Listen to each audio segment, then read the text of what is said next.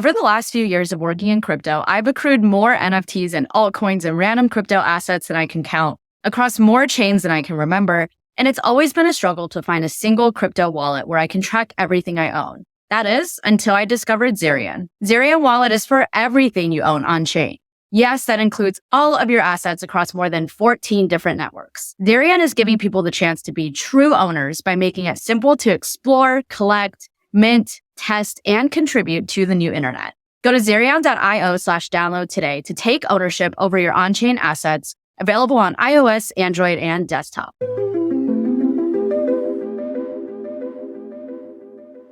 Hey everybody, welcome back to another episode of Rehash, a Web3 podcast. I'm your host, Diana Chen, and today we're speaking with Julia Lipton, founder and general partner at Awesome People Ventures, about unlocking latent potential in humans, finding product market fit in Web3 communities, and the most important things happening in the global landscape right now. In many ways, it's surprising that it took us until season 7 to bring Julia on the podcast because she has actually played a part in Rehash from day 0, as you'll hear us talk about in the beginning of this episode.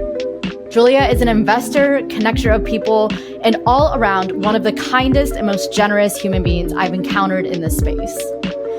In this episode, we start out by talking about DAO Masters, a project that she crowdfunded through Mirror that ended up winding down last summer, and what she learned about the give-get equation through her experiences there.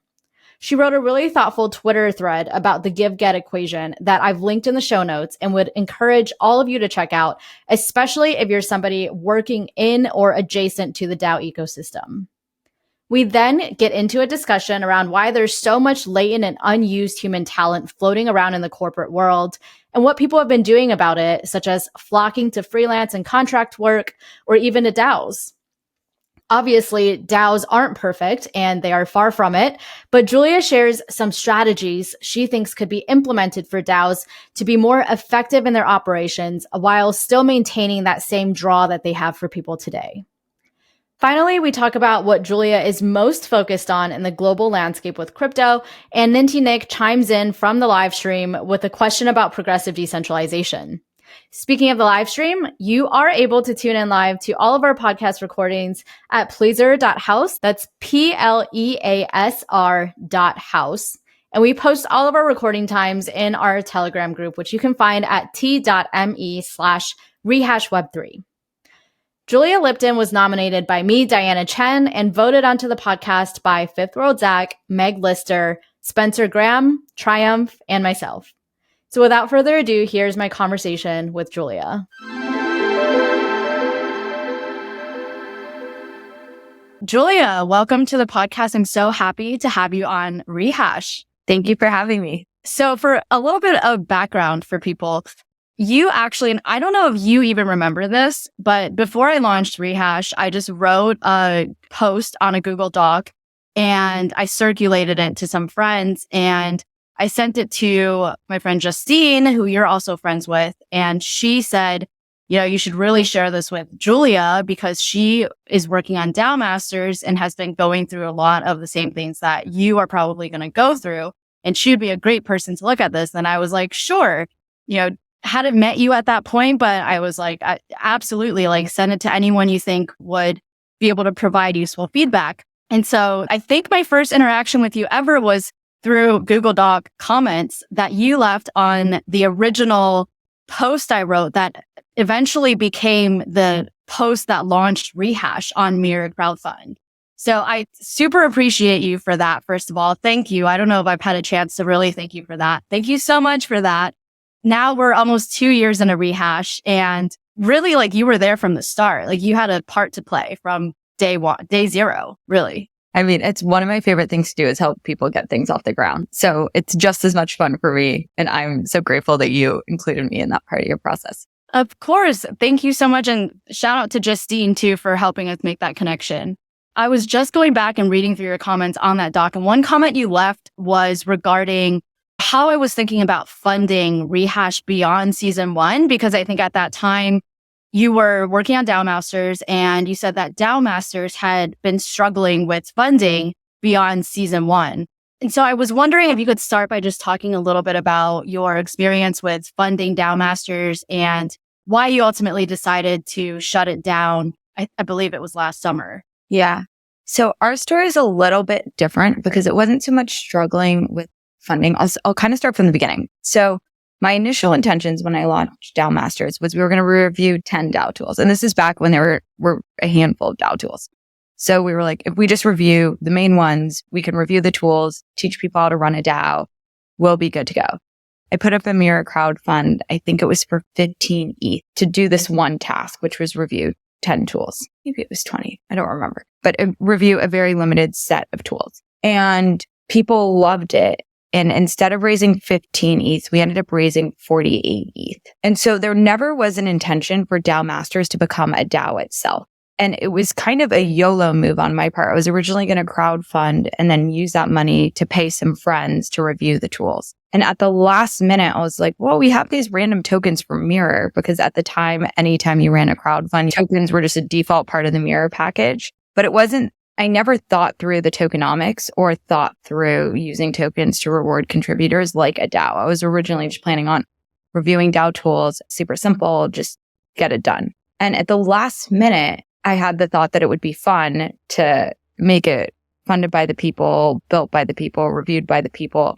And so I decided to let anyone who had those tokens become contributors instead of just paying my friends, which was the original plan. And so DAO Masters, in a strange way, became kind of a YOLO DAO. And after the first season, I wanted to keep to the budget. I think we only spent 10 ETH rewarding contributors, which meant we still had all this ETH left over.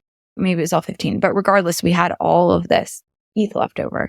And there was so much momentum that people wanted to keep going. And so we did for a few seasons thereafter, but there never really was the intention and the structure and the tokenomics behind it to make it a long-standing research DAO. And ultimately, I don't think any of the research DAOs that aren't investment DAOs made it because the give-get equation isn't right. And I wrote a long post about how DAOs have to be really mindful of the give-get equation and why are people contributing and how do you make that work long-term. And there's a reason why businesses pay people salaries and contract proposals, because for most things, people need to be rewarded financially. And at the end of the day, our treasury would have run out. And we play an interesting game in crypto where not everything is financial. Meaning people are doing things to learn, people are doing things for access, people are doing things for influence.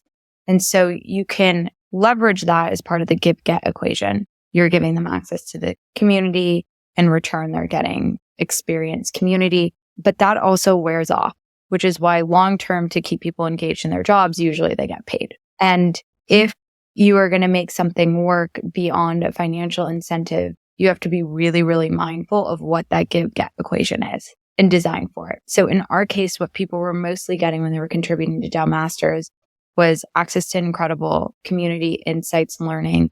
All the DAO Master guides went on to become founders of their own projects, which is very cool. And they learned in that DAO, and that became their launch pad. But at the end of the day, it was launch pad. So once they launched, they're gone. And that was fine from my perspective because we always signed up to just review this initial set of tools and we went way above and beyond the original commitment to the community. But that's ultimately why we shut down. We played around with different revenue models to try and keep it going beyond the initial treasury. And at the end of the day, people really didn't want to do those tasks. People didn't want to do consulting for other DAOs on operations. People didn't want to do partnerships. People didn't want to do anything BD related, which is ultimately the beginning of getting money. And that's okay because it's not what they signed up for. But if you're going to do something that's based on crowdfunding long-term, you should be committed to crowdfund long-term. And that was never really the intention. We had this one initial crowdfund. We did bring in some additional revenue over time. I think we may have done a second Mirror crowdfund. And we actually got a huge Gitcoin grant, which we weren't able to take into our treasury for a variety of legal reasons.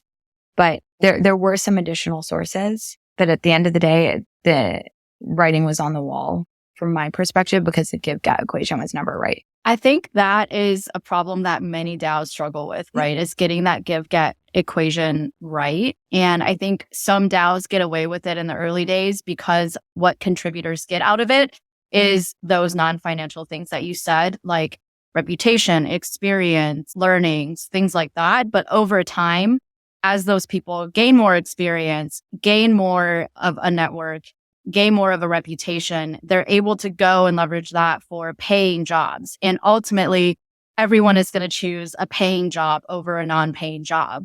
What were some things that you learned through that process about how to balance that give-get equation? And I also, too, I would love it if you could send me that article after, and then I'll link it in the show notes so people can read that, because I'm sure you covered a lot of it in the article that you already wrote. Yeah, of course. So at the end of the day, I think DAOs and communities are a lot like products. And even more explicitly, they're a lot like marketplaces where people come in to get something. For example, if you're an Uber driver, you're coming to drive, and in return, you're expecting cash. And if you're an Uber rider, you're coming to take a ride, and in return, you're giving them cash. And DAOs and products, I think, are like this too. So you're going to have two people on the side of any community. There's always these interactions. Like DAOs are ultimately just about relationships. And so in every relationship, there is this give-get equation. And I think it's really, really important for people to be very honest with what are all the personas in their DAO and what is their respective give-get equation. And in the Uber example, it's easy, not a DAO, but it's easy. You have riders and you have drivers. In DAOs, depending on your DAO, you have a ton of different people, right? You might have speculators. They're gone the second the token stops going up. You might have contributors who are there either for pay or status or influence, but really mapping and understanding who all these people are. And ultimately, does it have product market fit, right? Are those reasons in that equation, how long does it balance for? Because if that equation only works for like the first 3 months, you need to make sure you're running a very high churn business, which means you also need a very large top of funnel for your business to constantly replenish your contributors. And ideally, you don't have a really high churn contributor base because that's really, really hard to run. And so the deeper I got into the running of the DAO, the more I was like, this is really like any other product. Like communities are just like products when they have product market fit. I think one problem that I've seen in a lot of DAOs is that the product market fit changes, mostly because that product is constantly changing. And I think this is true for like actual products too in the Web3 space, because it's so new and rapidly evolving that it's always changing. Same thing with DAOs and their communities. And so like when your goal shifts, for instance, with DAO Masters, I imagine the initial community that you saw out were people who were interested in maybe more doing like research tasks and things like that. And then over time that shifted to, well, we need help with BD. And a lot of times people that are really interested in doing research aren't people that are interested in doing BD. So that kind of shifted over time. So how do you adjust to those shifts over time if you're managing a DAO? Well, I mean, I think first you need to be really intentional of like, is your goal to evolve? I think a lot of these should die. Like our original scope, the project wasn't set up to be a long-term project. And I think people who start any project need to be really honest about their intention. And so if you need to go through a hard pivot, like attracting a whole another group of people to go do BD and partnerships, you're effectively starting a new type of project. And I think you need to be really honest with yourself about that. And one, is that something you want to do? Do you have the capability to do that? Is there actually product market fit for that next DAO offering? And I think in many cases, the reason why DAOs struggle with this is the answer is actually no. And because there's often a token or a community or PFPs, there's something involved where people really, really want it to make it work. But it's like a founder who really wants to make something work. If there isn't product market fit, there isn't product market fit. And if you're really going to go through a pivot and need a whole different contributor base, that's like having a whole nother set of customers. Yeah, absolutely. Are you positioned to do that? And in most cases, I think the answer is actually no. That's a really good point. Is I think people are so afraid of shutting things down because they see it as failure. But like you said, not everything is meant to survive forever. And if we're honest with ourselves about that, then shutting down something, winding down something doesn't have to be a failure. That can be a success in and of itself. Totally. And I think it's really important to be able to shut things down, because if you stick with something that isn't working for too long, all you're doing is hamstringing yourself and your community. Like the most world positive, net positive thing for you to do long term is to go on and create something better. Like life is really short. the challenges in crypto is because you have these tokens, you have this obligation to the community in a way that feels, I know that I felt a lot of pressure because we had this token, even though there was never really supposed to be a token. But I felt this extreme amount of pressure to do a good job. Yeah.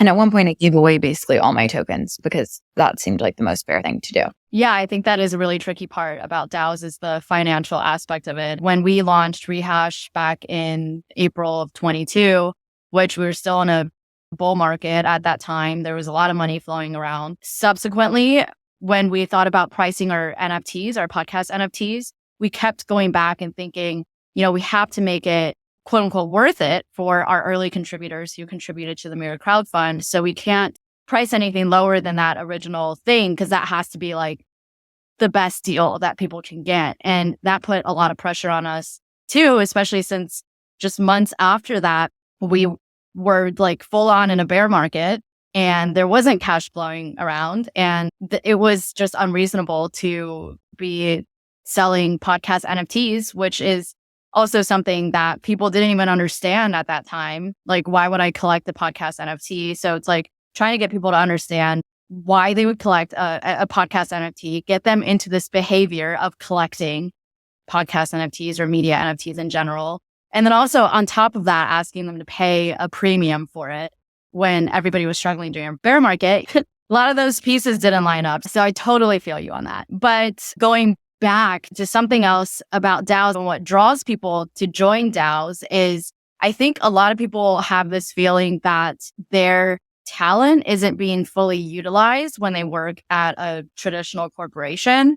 And that's something that excites people about DAOs is that all of a sudden they're given free reign, or at least more free reign than they have in their company job, to exercise their talents in other ways and to exercise their creativity in other ways and to utilize skills that they haven't used before or learn new skills that they weren't able to learn in their corporate job. Why do you think that there is such a suppression or underutilization of human potential in our traditional corporate world? Man, this is such a big question. So I'm going to start by answering that question. And then I'd love to talk about kind of both the freelancer economy and then also just marketplaces, because I think related, but just in terms of like, why do I think there's such an underutilized? Because the way that we work is evolving so quickly. If you think about it from like the industrial revolution, technological revolution, internet revolution, mobile revolution, like all of these things are happening so quickly, but we still default work in the same form factor that was invented in the industrial revolution, like as if we're manufacturing workers, right? This concept of a 9 to 5 pre-COVID going into the office. These are very, very archaic structures. Even the fact that in the US, our health insurance is tied to our job, kind of some weird, bizarre form of indentured servitude. These structures are archaic. And so why are people stuck working in these structures? It's just the way that our default economy works, but people have evolved much faster than the default economy. And people are going to continue to evolve much faster than default economy. I was at an event this weekend and someone was an influencer who was like a baby name whisperer, where she helped people pick out baby names. And you're like, I could not conceive of that job existing. Like, can you imagine being a kid and being like, I'm going to be a baby name whisperer? So like people are evolving and our culture is evolving so much faster than the labor force, which is why people feel stuck in these jobs and they're so underutilized, is they are underutilized. They're in this archaic structure in this modern day world. And I think you see there are two examples were kind of the freelancer economy and marketplace economy that I wanted to talk about. On the freelancer economy, you're starting to see people be like, whoa, I don't need to work in this structure. I can just do what I do. It doesn't take that much time. The amount of people who are at 9 to 5 jobs and working like a few hours a day, it's probably most of them. And so people are going out saying, whoa, I can charge half as much per client as my full-time job, 1/4 as much per client, take on 4 clients for the same amount of time and make 2 times the money. Why not? Or maybe they're saying, oh, wow, I could take on 1 client, make half as much money, work 1/4 the time, and go live in Bali. Why not? People are starting to evolve outside of the structures. And from a company's perspective, if you're hiring freelancers and consultants, your model also supports it because you can pay these people half as much and you're effectively getting the same thing done and you don't have to pay full-time benefits, healthcare, all that stuff. So I think that's one thing to know. And then I think there's these marketplace businesses, gig economy businesses that are quite literally creating new jobs. Like taxi drivers were medallion capped. Now you have all these people who are Uber drivers, Airbnb, all these people who are now like small business owners, right? And so you have these internet businesses that are quite literally breaking the structure invented for manufacturing companies in terms of getting paid. And I think that's really, really cool, but it's happening really fast and way faster than the traditional 9 to 5 corporate structures. Yeah, that makes a lot of sense. I think when we look at DAOs, though, that model is a little different from the freelance model that you just described. And it seems like there's almost more missing pieces in that model. I don't know if you've been able to piece it together to describe what that model looks like. Yeah.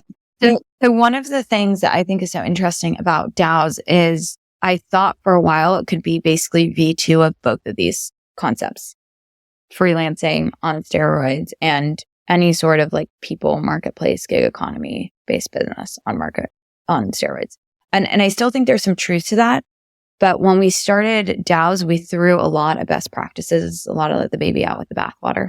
And I don't think the solution is create like DAO resumes or like DAO entrance exams like an GMAT or something like that.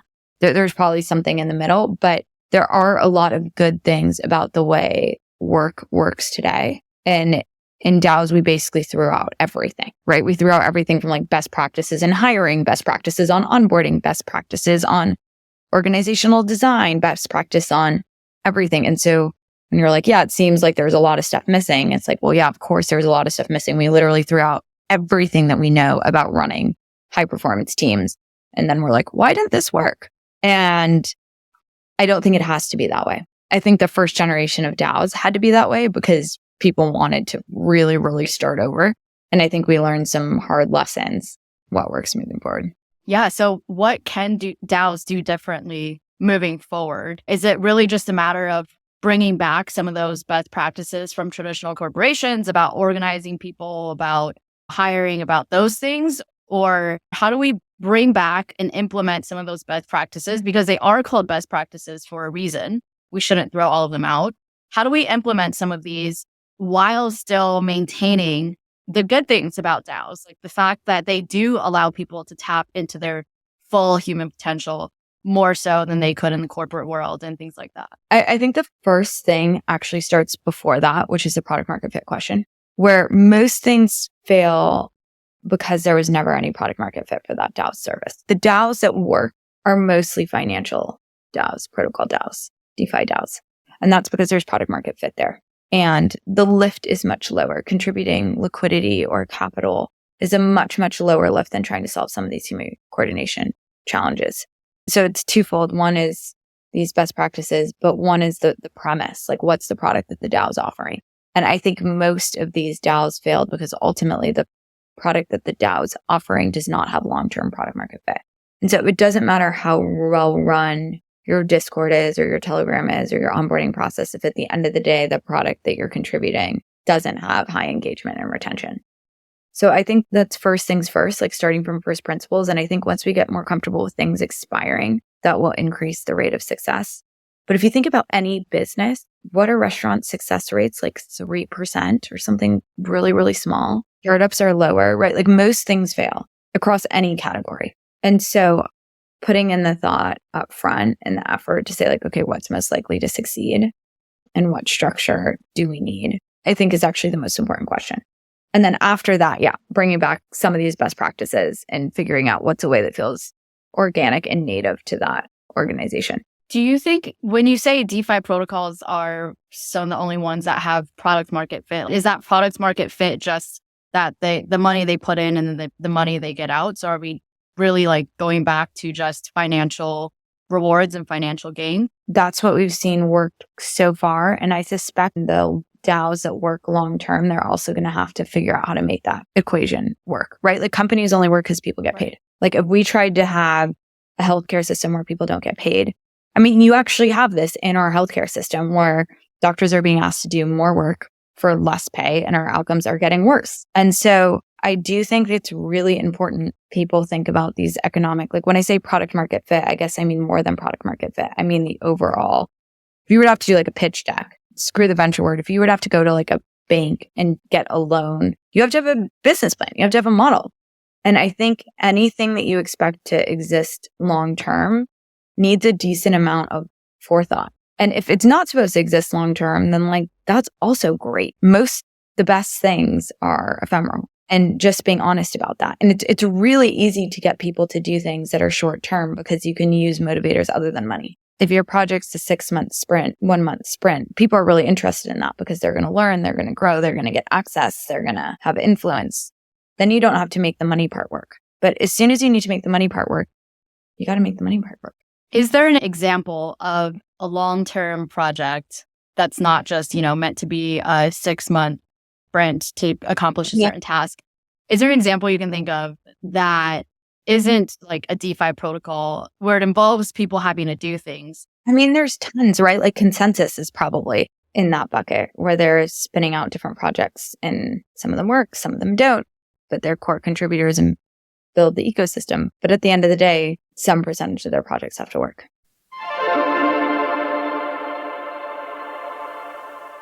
I speak from experience when I say that launching a DAO is not easy work.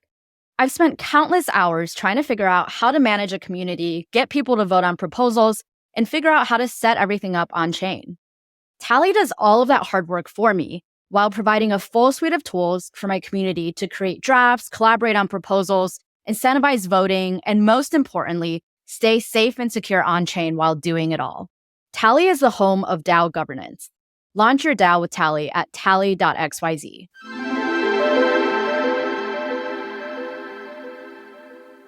I want to also ask about Awesome People Talent and Awesome People Ventures, which is your main project. And so Awesome People Ventures is a VC fund. And then Awesome People Talent is this sort of talent board. Is it just a job board or do you actually match people? No, and actually, I don't even know that we still have the job board. If we do, I should take it down. It probably still exists on Palette somewhere.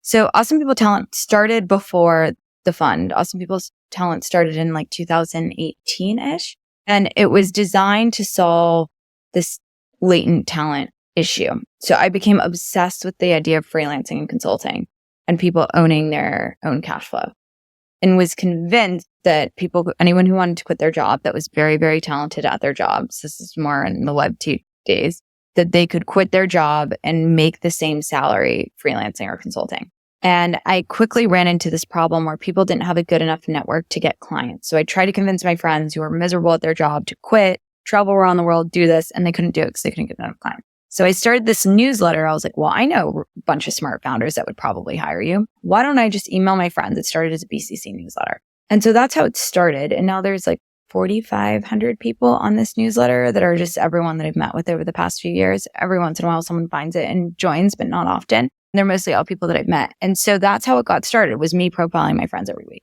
I haven't worked on it tons in the last couple of years. And I actually think we're probably getting close to winding it down or going back to the old model where it's just my friends as opposed to finding new people every week and getting referrals and vetting them and doing reference checks, just because it is so far outside of my core business that I haven't been able to prioritize it.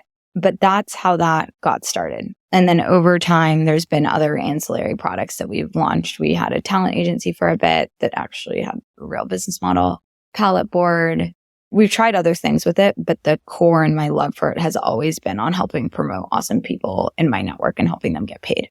So I actually started it more from trying to serve the talent than the customer. The talent was a way for me to help my friends get paid. And it just so happened that I had these venture-backed companies that wanted to hire these people, which worked really nicely when I then started the fund, because now when I think about our core customer, it's obviously founders. 2 questions with that. Were you able to help your friends, at least some of them, actually quit their corporate jobs? And it doesn't.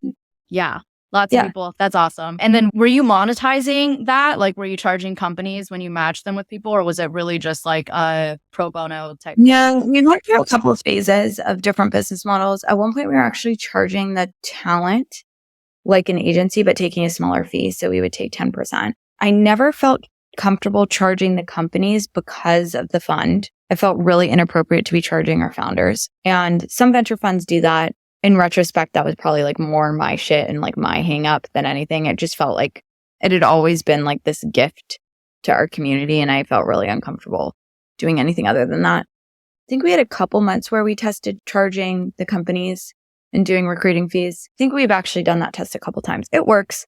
But then at some point I wake up and I'm like, I don't want to be running a staffing agency or recruiting. Like, this is just not my business. And I'm a big like give more than you get person. And so I really like doing these things and putting these things out into the world that are just helpful. And the second I start to monetize things that aren't our core business, where our core business is venture fund, I'm just like, this isn't my life's work right now. Yeah, absolutely. Do you see Web3 changing this landscape for freelancers? Yeah, I mean, it's my hope, right? Some of the talent guilds did really well. Like Raid Guild did really well. Oh my God, what's the amazing design? Vector. DAO.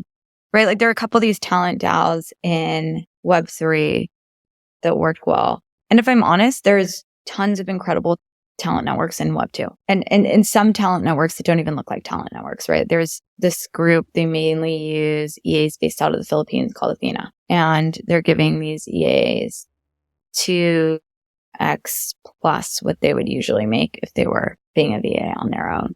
And they're giving them work. And it's meaningfully changing these VAs' lives. It'll be interesting to see how many of these networks are user-owned networks, which is the difference to me, is like who has the ownership. But at the end of the day, I think we'll continue to see a lot more decentralized labor forces, like fractional decentralized labor forces. Yeah, talk a little bit more about what you're seeing in the global landscape outside of the US. I mean, you see that everywhere, right? Even in the early days of like Fiverr. And that was the arbitrage.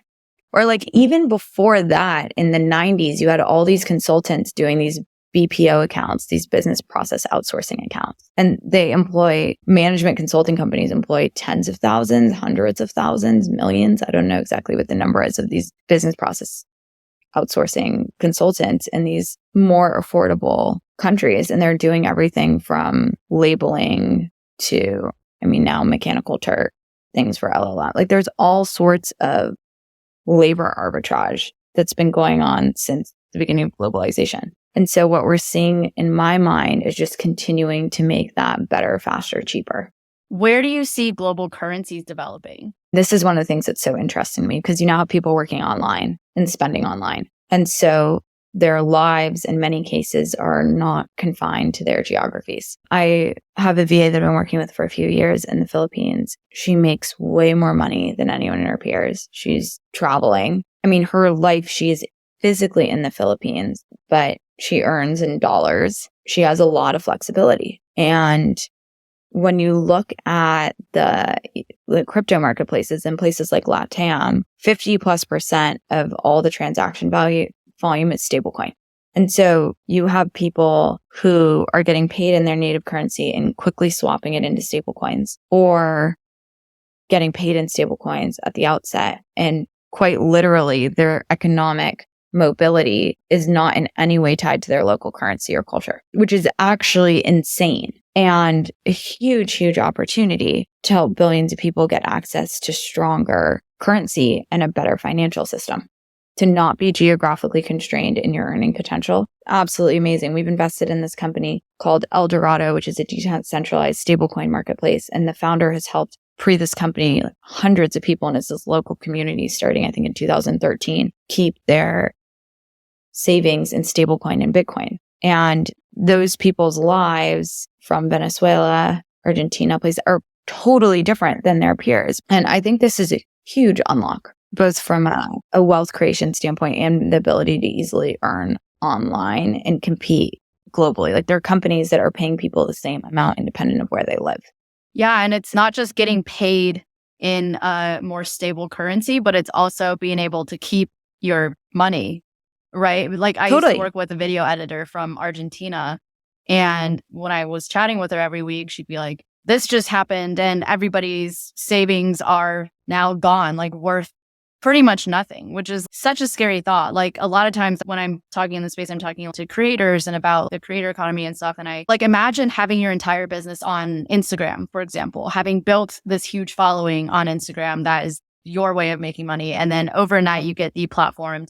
You lose access to everything that you built. You lose access to your livelihood. I mean, this is happening to people in various countries around the world where they're losing all of their savings that they've worked so hard for their whole lives just overnight because whatever is happening politically. And Totally. I mean, there's a deplatforming. There's also just the very like basic, these banks go under, these banks tell you that you don't have access to your money and you don't have access to your money. Yeah. It's totally insane. You go to withdraw, you think you have 25 grand in the bank and they're like, sorry, you can withdraw 250. And I think that's just hard for people in the States to wrap their minds around because we have so much trust in banks and in the traditional system. But I think in certain countries where you've been rugged by the banks, people in those places can much more easily see the value of crypto. Yeah, hands down. I think the new president of Argentina called banks the greatest scam because if you live in a place like that, it's true. I mean, crypto is a much stronger use case anywhere other than the US because we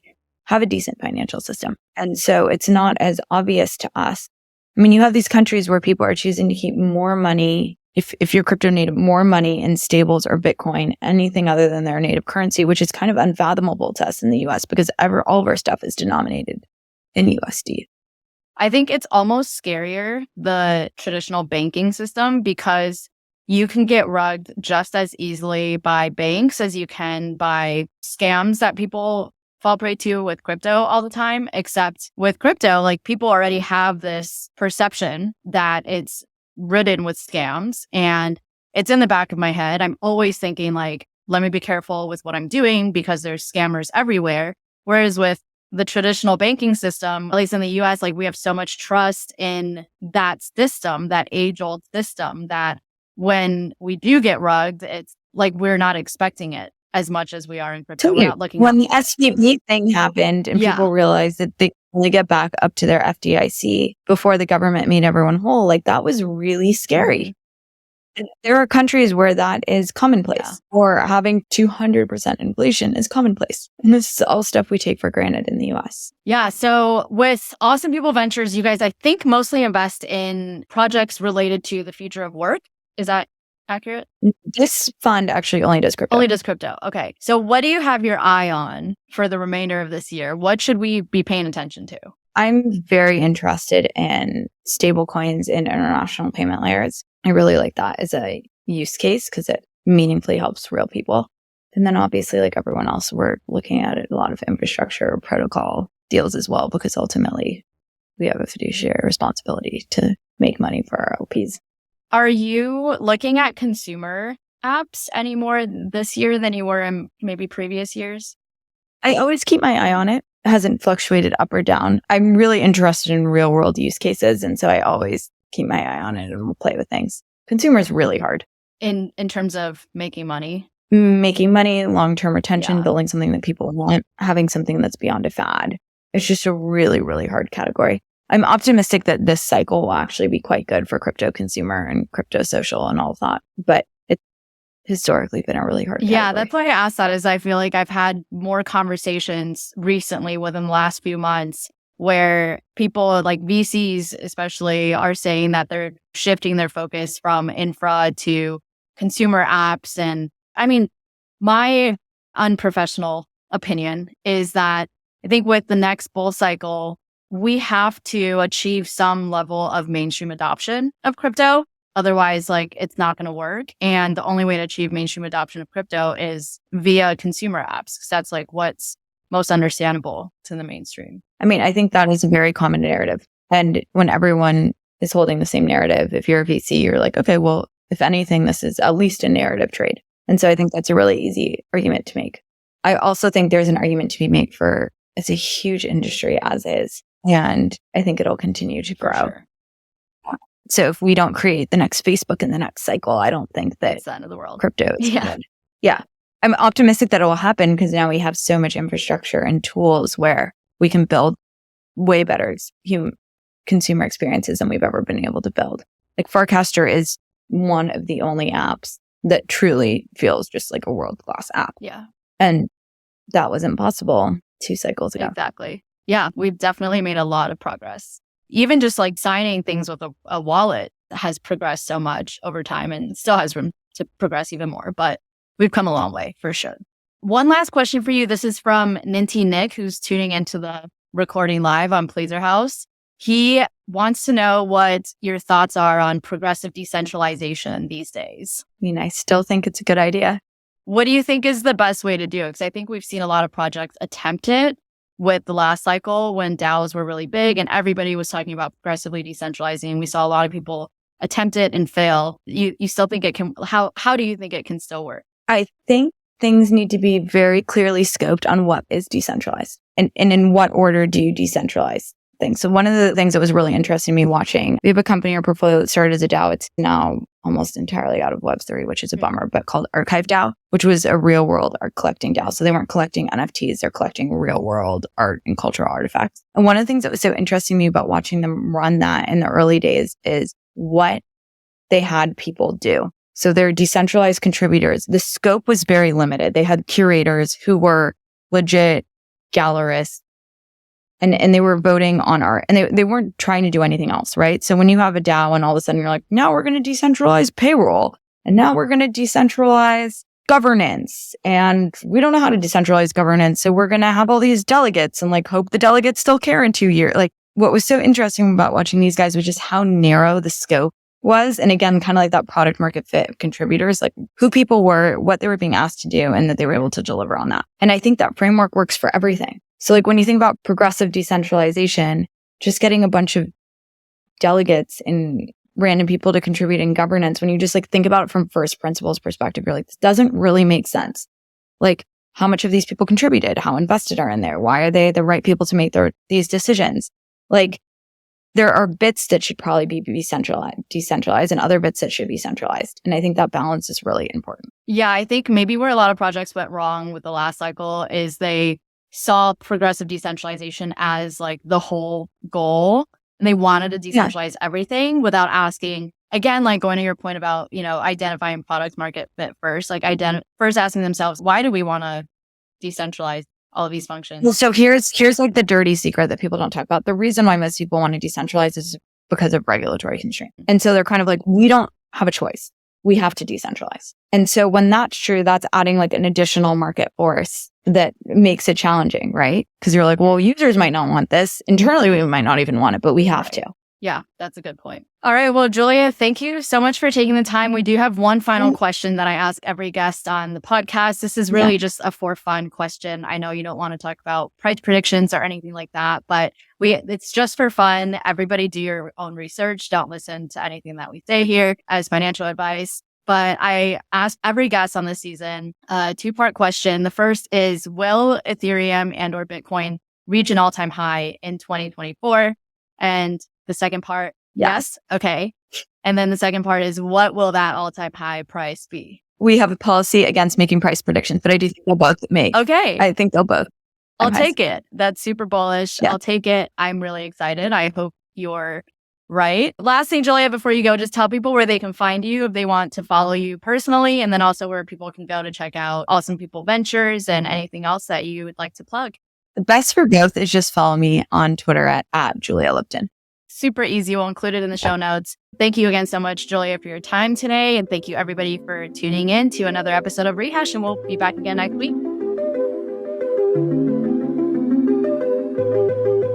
Thank you for tuning into this episode of Rehash. Rehash is hosted, produced, and edited by me, Diana Chen, and sponsored by Zerion, Tally, and Quest. Rehash is also supported by our community of NFT holders who curate our guest lineup each season. To get involved, head over to our website at rehashweb3.xyz and collect this episode as an NFT. Anyone who collects an episode becomes part of the Rehash community and will be able to nominate guests for future seasons. Collectors will also be able to tune into our recordings live at pleaser.house and hear our episodes early and unedited.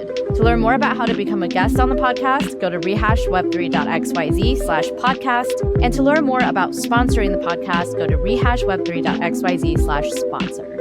Finally, be sure to follow us on Twitter, Instagram, and TikTok at rehashweb3 or on Warpcast or Lens at Rehash. If you enjoyed this episode, please rate, review, and subscribe on Apple Podcasts, Spotify, or wherever you get your podcasts.